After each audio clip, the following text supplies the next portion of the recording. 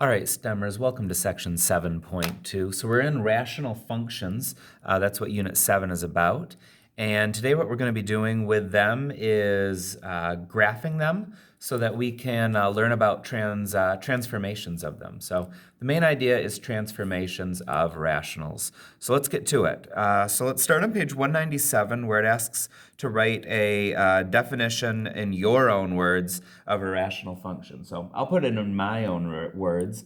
I think of a rational function as a function that has a variable on the bottom of the fraction. So I'm going to say a function that has a variable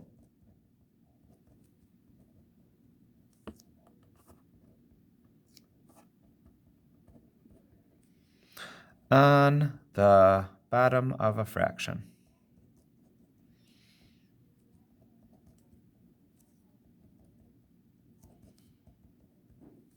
Okay, so for example, well, I guess this. We'll see lots of examples today.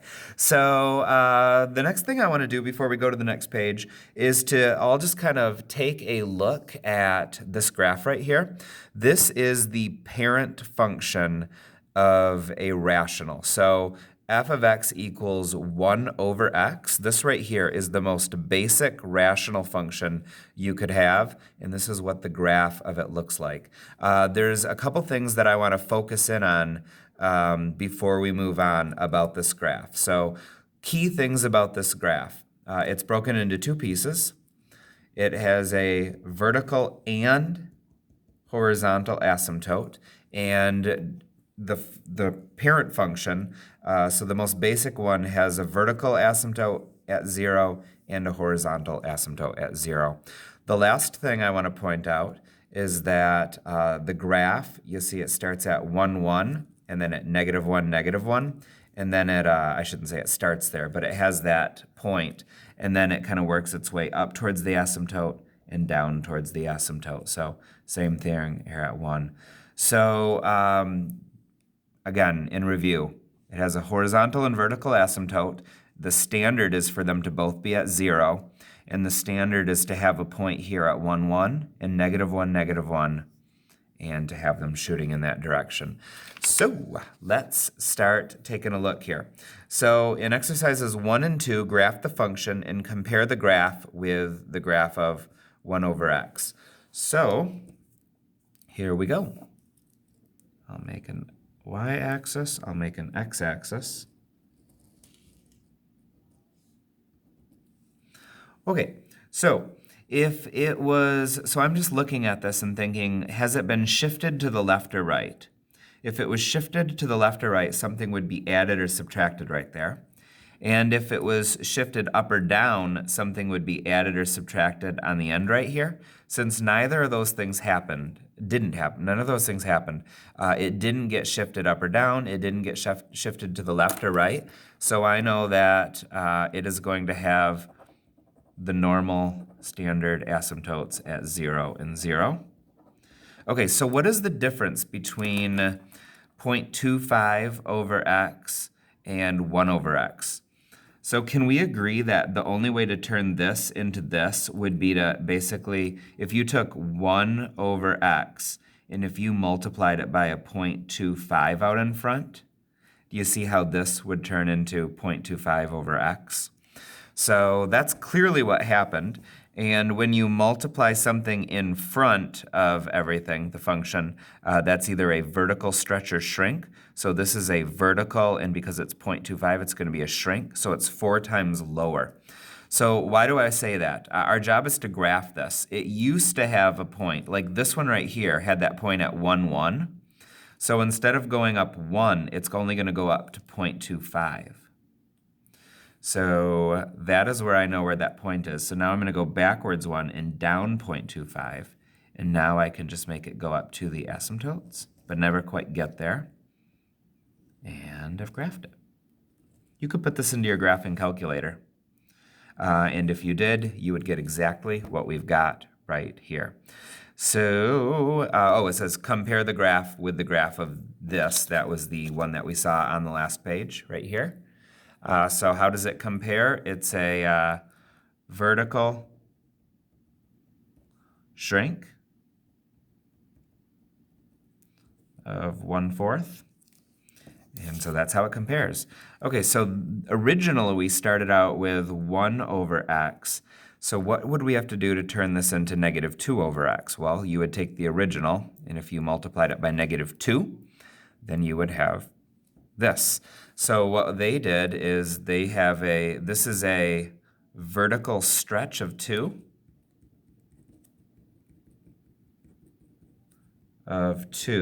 And then what else?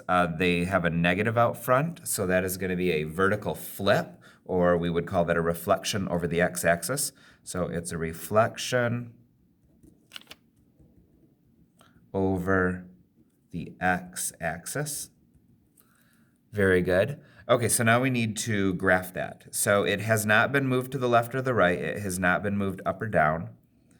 So it's still going to have the asymptotes right on the axes, because those have not been shifted. So if it was the parent function, remember it would have that point at 1, 1 and negative 1, negative 1, except it has been vertically stretched by 2. So instead of here going up 1, it would go up 2. And then it has been flipped vertically. So this point would go down to there, do that flip. So that means we're going to have it look like this. Okay, and then normally this would have been our other point, negative 1, negative 1, except it's been vertically stretched twice as much. So instead of going down 1, it'll go down 2.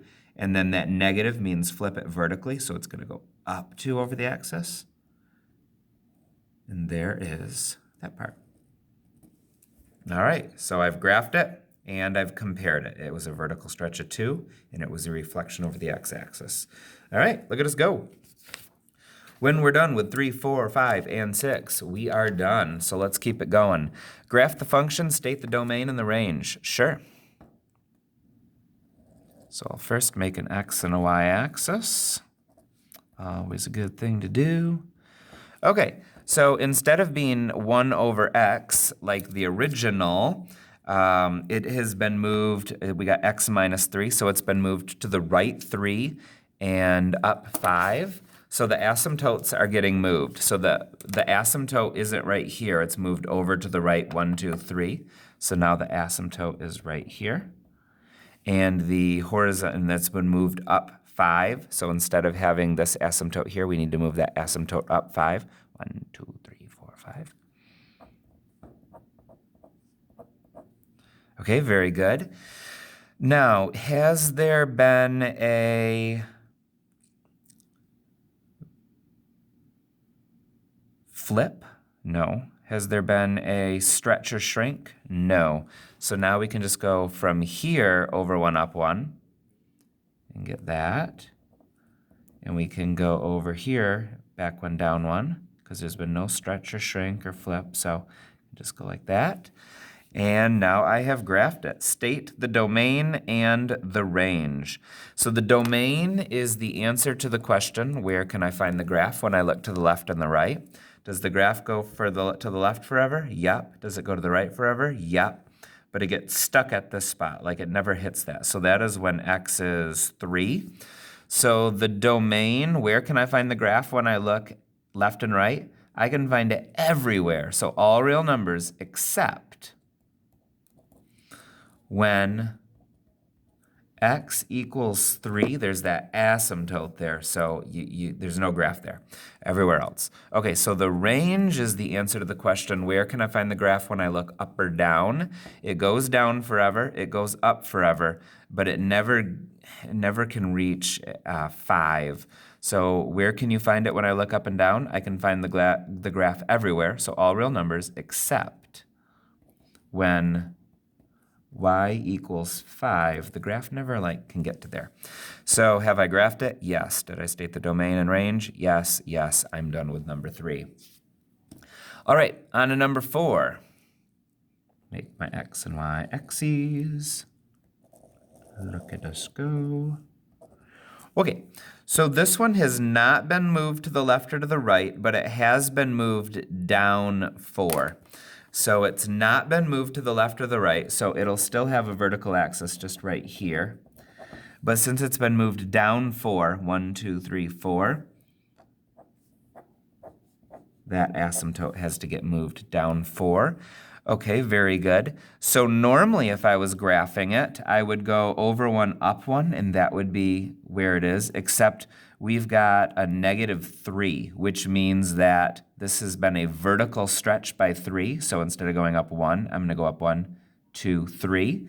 And it's a negative. There's a negative out front, so that's a vertical flip. Instead of being 3 above this asymptote, it's got to go 3 below. It's got to go right there. And so now I can finish up that part of the graph. So now normally this would be, backwards 1, down 1 would be it, except it's going to be a vertical stretch of 3. So 1, 2, 3. And then it's going to be a flip. So it's going to go, instead of down 1, 2, 3, it's going to go up 1, 2, 3. And now I have graphed it. The domain and the range. So domain, do it up. Where am I going to write it? I will write it right here. Domain is all real numbers except x cannot equal, what can x not equal? 0. It can never get to 0. And the range is, it goes down forever, it goes up forever, so it's all real numbers, except when we're looking up or down, it never gets to -1, 2, 3, 4, because it got moved down 4. So except y cannot equal -4. It just can't get down there. I'll move this over just a bit. There we go. We've done number 4. Now we're on to 5 and 6. Those are our last 2 problems. They are a little bit more complicated, and let's get it going. So in 5 and 6, rewrite the function in the form of this. Then graph the function, then describe the transformation. Okay, so when things are written in this form, it's easy to tell what kind of transformations have taken place. So this would tell you how much it's been moved to the left or the right. This tells you how much it's been moved up or down. This tells you if there is like a stretch or shrink vertically, and it tells you if there's a vertical flip. But if it's in this format, we can't tell those things so quickly. So we want to reformat this so that it's in that form. It turns out it's not very hard as long as you remembered how to do polynomial long division. So a few chapters ago, back in semester 1, we divided polynomials with long division, and we're going to do that right now. So here is how we convert this into that form. We take the denominator, the bottom, and that's actually going to go right here. So x minus 5. And then underneath the division sign is going to be the top, so your x plus 2. So numerator goes here, the denominator is going to go here. And what we do is, this is just a recap of long division. We have to ask ourselves, what do I have to multiply this by to turn it into that? Can we agree that if we multiply x by 1, it would be x? So 1 is what goes right here. And then we have to ask ourselves, what do I multiply 1 by to get x? That would be x. What do I have to multiply 1? What is 1 times -5? That would be -5. And then remember, the next step is to change the signs of both of these. So this is a minus, and this is now a plus. The x's go away, and we have a 7 here. So we have a remainder of 7. And so 1 plus a remainder of 7, and then you divide it by whatever was, the bottom of the fraction, which is x minus 5. So what we've got here is we've got g of x equals, so I'm going to write it as 7 over x minus 5. And then I'm actually going to put the plus 1 afterwards. Do you see how by doing long division and rewriting it like this, now it's in that form? Why did I do that? Because now it's really easy to see how to graph it. So let's make our x and y axes. Okay, so what transformations have here? It has been moved to the right 5. So instead of the asymptote being here, the asymptote's going to be at 1, 2, 3, 4, 5.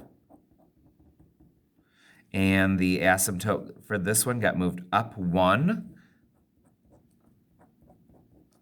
Okay, and then normally it would be right here at 1, over 1, up 1. That would be your key point. But instead, it's a vertical stretch of 7. So instead of going up 1, I'm going to go up 1, 2, 3, 4, 5, 6, 7. Go right there. And so that is what it'll look like. And then on this end, we would go down 7, vertical stretch of 7. So 1, 2, 3, 4, 5, 6, 7. Did I do that right? Let's do it again. 1, 2, 3, 4, 5, 6, 7, right there. And so now that becomes our graph. So we have rewritten it in this form, check. We've graphed the function, check. Described the graph as a transformation. So what transformations happened? It got moved to the right 5. So I'm going to say right 5. It got moved up 1. And it had a vertical stretch of 7 and a vertical stretch of 7. All right, I've done number 5. Let's do number 6 and then call it a job well done. Okay, so the first thing you do, if you notice here, you see how a 2 can be factored out of everything and a 3 can be factored out of everything? If we go back to number 5, there was nothing that could be factored out of these, so we didn't even talk about this. But if you can factor something out, do it. So this is going to be 2x plus 4.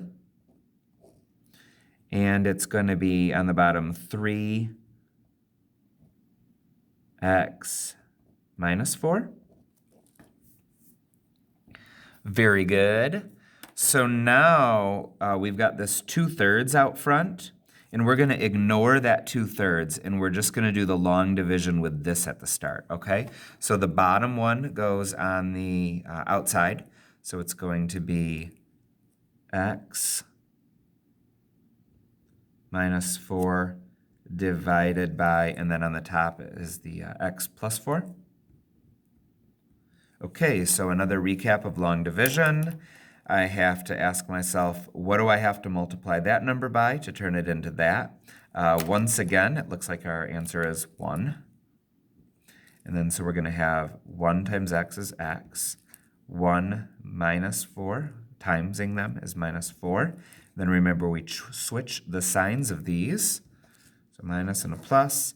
And now these cancel out, and then that gives us an 8 right here. So we're going to have plus 8 over, that's going to be the one that's on the bottom, so x minus 4. Okay, so rewriting this, it is now, there's a 2/3 right here. Let's go like that, get it all the way over. Okay, 2/3, and then we've got 1 plus 8 over x minus 4. Okay, so let's clean this up and make it look even nicer. Can we agree that we could take this and do the distributive property here? So we're going to do that. So this 1 times 2/3 is 2/3, so it's equal to 2/3 plus 2 times 8 is 16, so there's going to be a 16 on the top, and then on the bottom there's going to be a 3x minus 4. That's on the bottom, that's on the bottom. All right, so I just did the distributive property, and they want us to put the fraction-y stuff first and then the number, so I'm going to just flip that around. 16 over 3x minus 4 plus 2/3. Okay, so I now have I rewrote the function in this form. So I've done this thing. Now I need to graph the function. So I'm going to make my x and y coordinates. Okay, so this one has been moved. Let's see here. It's been moved. So this is what we're looking at to tell. It's been moved to the right 4. So there's going to be a vertical asymptote to the right 4. 1, 2, 3, 4. And it got moved up 2/3. So there's going to be the horizontal asymptote is going to go up to 2/3. Okay, so normally we would go over 1, up 1. So normally we would go over 1, up 1, and our point would be right here. And our point would be backwards 1, down 1. So our points would be there and there. However, there is a 16/3 is our multiplier here, right? So this is a vertical stretch of 16/3. Let's see, 16/3 is the same thing as, that equals 5 1/3.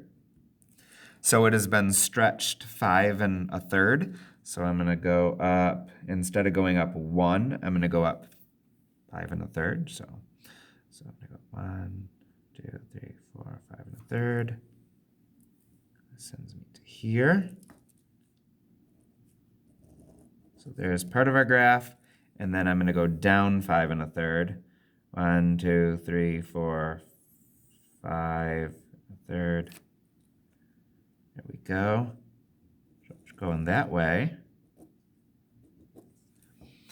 All right, so I have rewrote it. That's right here. I have graphed it. That's right here. Now describe the transformation. So it went, I'm just going to put that up here. It went to the right 4. It went up 2/3. And we had a vertical stretch of 16/3. So vertical stretch of 16/3. All right. It's pretty likely you might need some more help with these, and that's what your classmates and myself are going to be for when we are doing these together in class. But hopefully that at least gives you a good start so that you kind of know what's going on, and then we can get yourself all the way when we're working together in person. So thanks for following these notes. Give the homework a try, and I'll see you in class. Take care.